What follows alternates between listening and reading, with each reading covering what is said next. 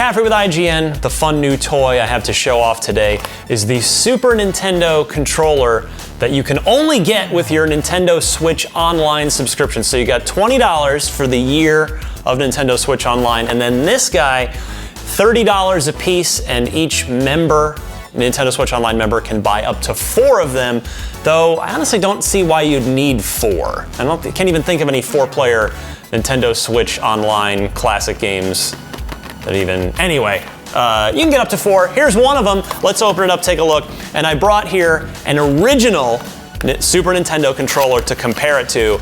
I was already studying this thing, and I have to say, I think the new one looks really impressive. Let's verify by taking it out of the package. So here it is. There is a charging cable in the box. You don't need to see that. It's just a USB controller, but here it is. Now, what's cool about this is if you compare it to, and I know we'll get a closer look at this, but if you compare the two, they are almost literally identical. Both the colors, the textures, the button feels, the D-pad.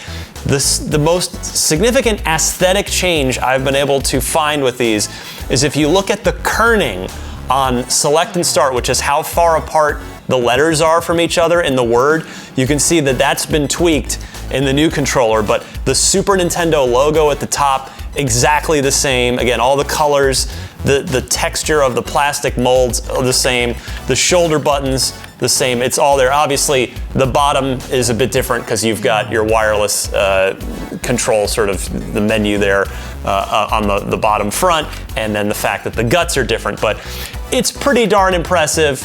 So if you are looking to get that little extra retro fix with your Nintendo Switch Online subscription, now that Super Nintendo games have been added to Switch Online, you can grab this guy for $30 a piece. For more on all things in the world of Switch, whether they be retro or modern, keep it tuned right here to IGN.